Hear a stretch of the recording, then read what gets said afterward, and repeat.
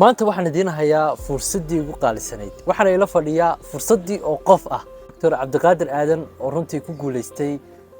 mid ka mid ah scholarship-yada ugu caalamsan adduunka ee dalka Jarmalka scholarship-kan oo waxa weeyaan laga xareysto caalamka oo dhan uu furan yahay caalamka oo dhan sidoo kalena uu leeyahay qayb gaar u ah Afrika balse Dr. Cabdiqaadir isagu wuxuu ku guuleystay qaybtii caalamiga ah ee adduunyada dhan laga soo xareysanayay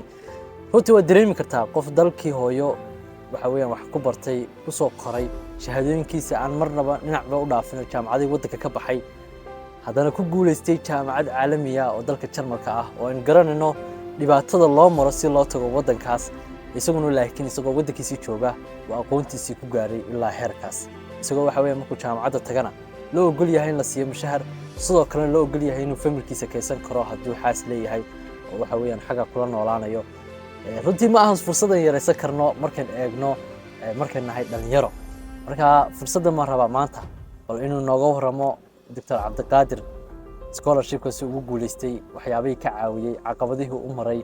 application process-ka intuu u maray iyo sidoo kale requirements-kii uu buuxiyay ugu dambeyntiina fariinta ugu dambeysay oo dhalinyarta u diray Dr. marka koobaad soo dhawow waxa weeyaan bogeygan Cabdishakuur Xarbi waxa weeyaan asxaab badan oo aad u jecel fursadaha runtii halkan joogan aad baad mahadsantahay Cabdishakuur Xarbi inaad igu soo dhaweyso maanta page-kaagan asxaabtaada iyo adiga waan salaamayaa runtii dad scholarship horta waxa weyn waa program aad u weyn oo intaas oo kun oo qof ay sanadkii soo xareeyaan dawladda Jarmalkana bixisa marka haddaan si yar kooban u dul maro saddex qaybood buu ka kooban yahay qayb wax loo yaqaan leadership for Africa waa qayb Africa wadamo kooban loogu talagalay cayiman qaybna wax loo yaqaan Helmut Schmidt program oo waa qayb public policy and good governance loogu talagalay asaga laftiisu waxa weeyaan waa dunida oo dhan laga soo xareysan karaa kan anigu aan ku guuleystayna wax loo yaqaan dad EBOS oo wasagana wax loogu talagalay wadamada developing countries ama wadamada soo koreeya ayaa loogu talagalay marka application procedure-ku waxay ku kala duwan yihiin labadan program waxaad xareynaysaa programka marka hore jaamacadda xareynaysaa intaana daad kaba gaadhin jaamacadda markaa wixii application ay kaaga baahnayd ayadaad u gudbinaysaa markii application-kaaga ay qiimeyso ay ku qanacdo inaad tahay qof u qalma scholarship-ka ama potential aad leedahay oo academically aad ka bixi karto course-ka ayay markaa shortlist ama interview kugu saacsumayaan marka interview-ga waxa ka qaadaya jaamacadii professoradii jaamacadda sidoo kale daadkii dad u matalayo representative ayaa maxay ka qaadaya marka interview-gii aad ka qaadan kadib hadii uu interview-gaagu guuleysto waxay u gudbinayaan marka daadka u gudbinayaan marka daadka ayaa kula soo xiriiraya qofkii la soo xiriiraya nomination baa loo yaqaan marka way ku nominate garanaysaa jaamacadii ama way ku magacaabaysaa oo jaamacadii waxay oranaysaa daadka waxay oranaysaa dadkaasa interview ka soo gudbay oo ranking bay u sameynaysaa kadib uu daadku markaa kula soo hadlayo dadna wuxuu ku siinayaa linkigaas aad ku upload garanaysaa ama aad ku xareynaysaa dhammaan documentskii markii hore baad jaamacadda u gudbisay ayuun baad ku documentka ku submit garanaysaa ama ku upload garanaysaa muddo kadib ay markaa iyagu kula soo hadlayaan haddii documentkaaga ay sax noqdaan markaas oo deetana ay noqonaysaa awardkii ama scholarship-kii waad ku guuleysatay odhanaya markaa عجيب دكتور والله وما يعني وفرصة أن عاديين أديكنا واحد وين واحد كام مقطع قوم بدن أو واحد وين أجيبوا جولستي سكولر كان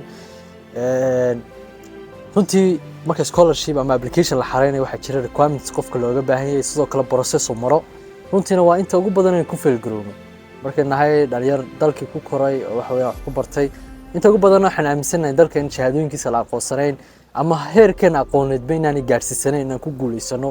scholarship caalami ah bal marka waxaad nooga yara warantaa bal requirements-kii aad buuxisay iyo sidoo kale process-kii aad martay marka horta requirement-ka looga baahan yahay qofka inuu daadka xareeyo oo sidoo kale uu ku guuleysto waxa kamid ah qofku inuu document-kiisu ay horta dhameystiran yihiin marka mid baa sidaad sheegtay anigu dalkan wax ku bartay degree-gaygii waxa ahayd jaamacadda adnaan ka baxay waxaan ahaa laboratory 2022 waxaan master ka diyaariyay public health jaamacadda Hargeysa marka shahaadooyinkeena waxaanu kala simanahay dadka kale Afrika ka soo xareynaya ayaynu kala simanahay fursadaas marka waxaad u baahanahay ama qofku waxa looga baahan yahay digrigiisa horta inay 6 sano jirta iyo wixii ka yar 6 sano iyo wixii ka yar marka haddii 6 sano dhaafto qofku ma soo xareyn karayo oo 7 sano haddii gaadho haddii kasii badato qofku wuxuu noqonayaa ineligible ama qof aan xaq u lahayn inuu soo xareeyo documentka labaad ee ugu muhiimsan ee qofka laga doonayo waxa weeyaan motivation letter qofku inuu qoro oo qofka uu isku iib geynayo oo ku sharaxayo kooraska sababta uu doortay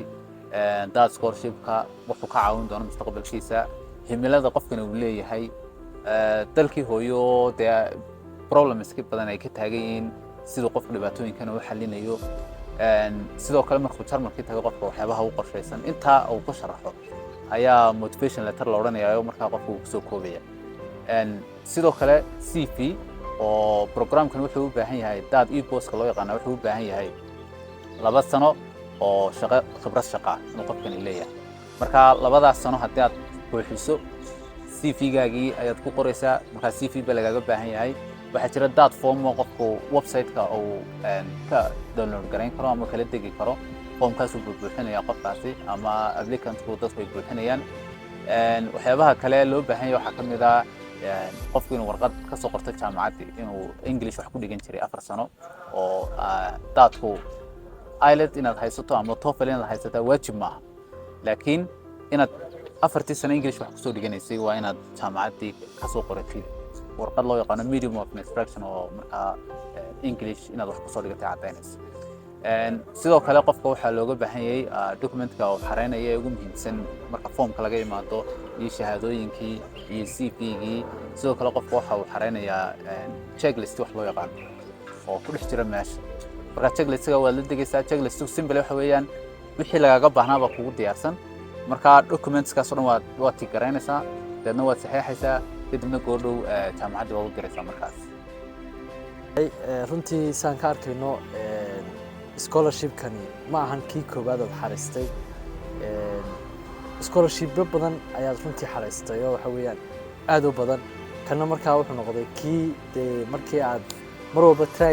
again yani kii ugu dambeeyay ku guuleysto maxaa soo oran kartaa caqabadihii ka hor imid ka mid tahay marka cabdishakuur kulli caqabaduhu way iska badanayaan dee wadan horta runtii aan la aqoonsan baan wax ku baranay Somaliland ee lama aqoonsanaa marka inta badan anigu horta caqabadahan la kulmay waxaa ka mid ah in standardka waxbarasho ee wadanka jaamacadaha qaarkood ay qoranayaan ma buuxin shuruudii adigoo hadda 4 sano wax ku soo dhigtay shahaadadii sita ayaa laga yaabaa jaamacadaha qaarkood way hadda jaamacadaha dunida waxaa jira meel linki la geliyo oo online ah marka jaamacadda markay doonaysaa inaad jaamacaddaadii hubiso linkigaas gelinaysaa magaceedii jaamacaddii baa u soo baxaysaa kooraskii sida wax u dhigaan nidaamka noocaas laakiin inaga ma jiraan jaamacadaheenni linkiga lagama helayo marka jaamacado fara badan waxa laga yaabaa inay ku yidhaahdaan linkigaas jaamacadda ay ka waayaan oo dadna aanay sidaa ku aqbalin laakiin haddana dee anigu intaasoo jeer ilaa muddo 5 jeer 6 jeer gaadhisay ayaan scholarship xareeyay qaarkood interviewgan ku hadhay qaar meel horaan ku hadhay haddana laakiin mar kasta dee waxaan aaminsanaa inaan heli karo waxaan aaminsanaa inaan step-kan koowaad ama tallaabadan inaan wax ka barto oo dadna aan improvement ku sameeyo application-kayga aan sanadka dambe dirayo ama marka dambe aan dirayo marka horta caqabadaha intaas ugu badan dad scholarship markaad xareynayso wax kasta oo u baahan tahay website-kooda ku jira website-kaas aad ka akhriyaysaa English fudud ku qoran yahay step kasta meeshii ku qoran tahay marka caqabado horta marka laga imaado shahaadooyinkeena inta yar ku yar xeeran laakiin caqabadaha application-ka la xiriira inta badan ma badna waa Google-kaas ka geli magaciisa ku qori website-ku waa ku soo bixi halkaas xataa jaamacadaha ka helaysa iyo kuwaad xareynayso programyada marka software lagu soo qoro marka qofku haddii hal application lagu soo diido waan ogahayo dee haddaad 3 application xareyso probability-ga wax laga yaabaa in 3 lagu soo diido marka inaanad isdhiibin oo aad isku daydo imika sanadkan oo kale anigu waxaan xareeyay 3 scholarship oo kala duwan baan xareeyay dadkan xareeyay Chevening baan xareeyay waxaan xareeyay mid kale mastercard loo yaqaano marka 3 program ba ma soo wada baxaysa oo nasiib iyo maxay yahay competition iyo wax walba way saameyn karaan marka inaanad isdhiibin oo markasta aad ku celiso sanad kasta oo isuna dada inaad wax ka barato application-kii hore aad samaysay mistakes-kii qaladaadkii aad samaysay aad saxdo haddii ay jiraan dad aad garanayso aad la wadaagto application-kaaga oo ku soo akhriya dabeetana maxay ahayd aad application qurux badan aad samayso. doctor aad iyo aad baa mahadsan tahay runtii markaan arko processka aad martay inta application aad xareysay oo wax u baahan dulqaad badan waxa u baahan yacni waxa weeyaan in badan lagu celiyo fariintaad ugu dambeyn uga tegayso dhalinyarta ama dardaarankaad uga tegayso waa maxay dhalinyarta waxaan kula talin lahaa fursaduhu aad bay u badan yihiin hadday yihiin fursadaha deeqaha waxbarasho jarmal ha ahaato maraykan ha ahaato kanada ha ahaato dadkeenu aad waxay u jecel yihiin inay dabadii tagaan oo ay dhoofaan marka fursado waxaa jira fara badan oo bilaasha oo qofku hadduu ku guulaysto uu ku tegi karo waddamaduu doonayo marka waxaan anigu dhalinyartan kula talin lahaa Cabdishukuro inay horto fursadaha baadhaan wax akhriyaan website-ada ay booqdaan page-ka Cabdishukuro Xarbin ay ku xidhnaadaan oo fursado fara badan oo runtii aan ogahay inaad dhalinyarta kula wadaagayso inay ka faa'iidaystaan application-kan inaanay ka caajisin ay wadaan ilaa intay helayaan oo ay ku celiyaan marka haddii lagu diido mar labaad mar saddexaad ay ku celiyaan. doctor aniga laftayda dhiirigelinta hay'adaha shan application waa xareeyay kuwa badan waa lisoo diiday marka aniga waxay siin malaha niyo nasiib badan ma jirto application horta waxa weeyaan inagu de markan dad islaam horta nahay waxaan de samadu ka qoran yahay marka xilligii lagu qoray iyo wadanka lagu qoray adigu ma ogi laakiin aan waxaan ku talin lahaa in qofka uu wado application oo intaasoo qisaan ka faa'iideysanaynayo sheegaya maxay ahayd inaan qofku isdhiibin oo mar kasta uu ku celiyo oo try again finally waad ku guulaysantaa dunida kalena haddaad daawato youtube-yada dadku ay daawadaan youtube-yada page-ka ay daawadaan waxaad arkaysaa qofka odhanaya 10 jeer baan scholarship-ka xareeyay markii 11aad baan helay ama 12 jeer baan xareeyay markii 13aad baan helay marka fursadda ayaan loo joojin yaan la isdhiibin hala wado maxay ahayd hawsha aad iyo aad buu mahadsan yahay doctor Cabdiqaadir runtii sheekadiisa aad baan uga helay way adag tahay adigoo dalka ku nool waxa weeyaan inaad naftaada intaad aaminto kadibna waxa weeyaan aad ku guulaysato scholarship caalamiya adigoo hal mar aan ku guulaysanayo 10 jeer inta lagu soo diiday markii COVID-19 iyo marka dambeysaba aad ku guulaysatid runtii doctor Cabdiqaadir waxaan u rajeynayaa guulo badan iyo sidoo kalena inaynu wadadiisa kale aan raacno runtii xog fara badan oo muhiim inoo ah buu inooga waramay waxaana jira dad fara badan dhalinyaro fara badan oo baahan in application-kan xareeyaan waxaan insha Allah kula dardaarmayaa in linkiga xagga yaala ay soo xareeyaan si waxa weeyaan qofkii u baahan laga caawiyo ama wixii information dheeraad ah uu helo waxa weey xagga nagala socdo aad iyo aad baa mahadsantiin doctor aad iyo aad baa mahadsan tahay insha Allah waxaan rajeynayaa jarmalka kaaga daawo iman doono aad baa mahadsantahay